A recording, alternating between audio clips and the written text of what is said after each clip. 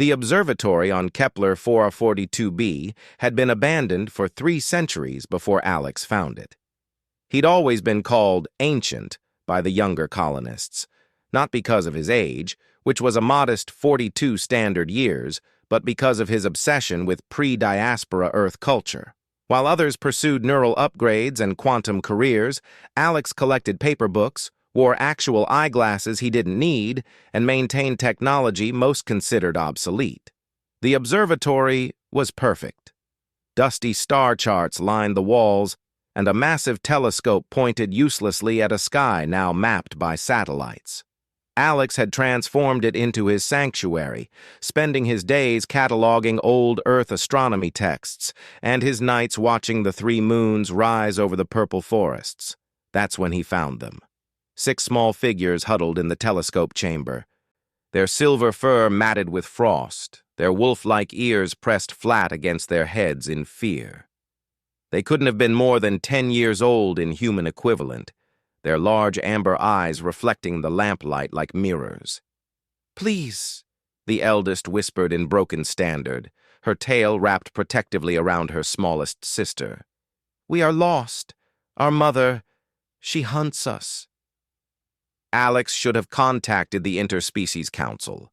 The lunar wolves of Kepler 442b's largest moon were a protected species, fiercely territorial and dangerous. But looking at those 6 terrified faces, he did what any decent human would do. "You're safe here," he said softly, removing his antiquated glasses to seem less threatening. "I'm Alex. What are your names?" Over the following weeks, Alex learned their story. The 6 pups, Kira, Senna, Luna, Nova, Stella, and little Celeste, had fled their mother's pack after she'd declared the culling, an ancient lunar wolf tradition where only the strongest pups survived a brutal trial. The weak were left to die in the ice fields. "Mother says weakness pollutes the pack," Kira explained one evening, her ears drooping. "Celeste has a limp. Nova cannot howl properly. We all have flaws." Alex felt something hot and defiant kindle in his chest. He'd spent his whole life being called weak, obsolete, a relic. He knew what it meant to be dismissed. "There's no such thing as a useless person," he said firmly, adjusting his unnecessary glasses. "Or wolf. Every mind has value. Every being deserves a chance." He taught them mathematics using his beloved paper books. He showed them constellations through the old telescope, explaining how ancient human astronomers had mapped the stars with nothing but persistence and creativity. He cooked them meals from his preserved Earth recipes, watched them gradually relax, saw their tails begin to wag again. Little Celeste, despite her limp, had a gift for pattern recognition that astounded Alex. Nova, who couldn't howl, could sing in perfect pitch. Each pup revealed hidden talents when given the safety to explore. Jennifer arrived on a Tuesday. The transport shuttle landed with enough force to shake the observatory's foundations. Alex knew who it was before the door exploded inward. 6 feet of pure, predatory fury wrapped in midnight black fur and burning red eyes. The lunar wolf matriarch, Jennifer, stepped into his sanctuary, and the temperature seemed to drop 10 degrees. "You," she growled, her voice like grinding glaciers. "Harbor my failures." Alex stood between Jennifer and the 6 trembling pups, armed with nothing but a book about ancient Earth astronomy and generations of human stubbornness. "They're not failures," he said quietly.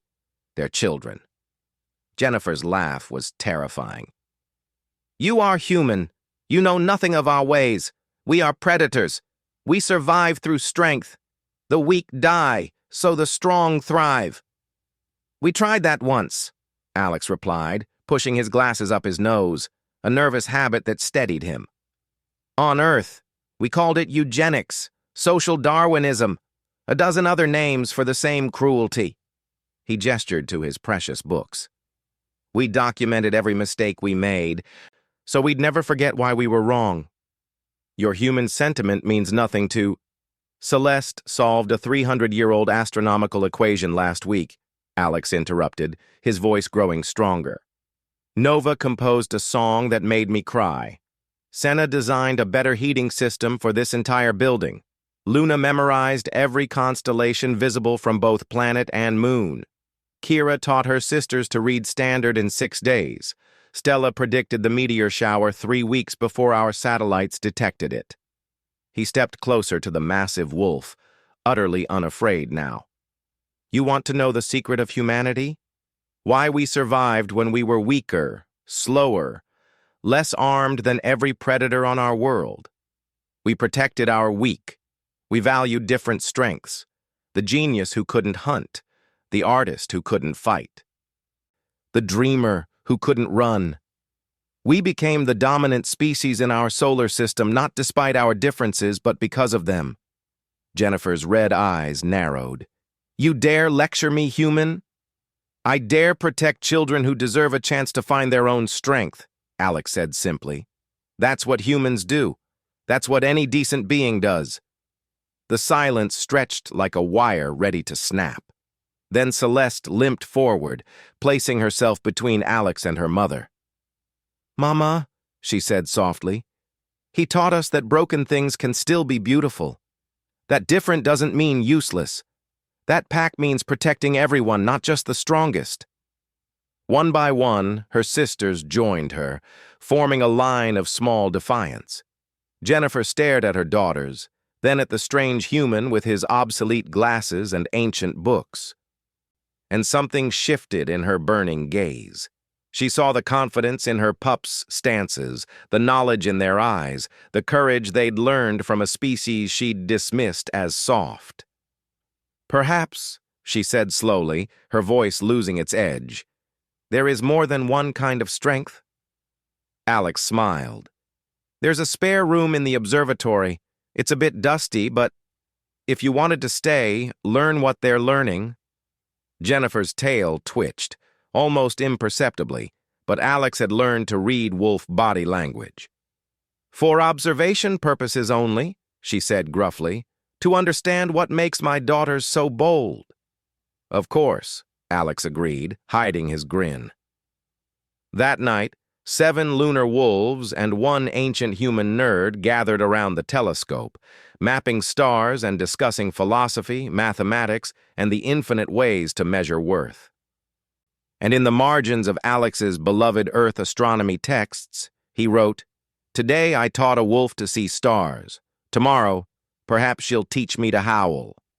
Because that ultimately was the human way, not conquering, but connecting. Not dominating, but understanding, not abandoning the weak, but discovering that weakness and strength were just words, and every being deserved the chance to define themselves. Under 3 moons and infinite stars, a new kind of pack was born. End.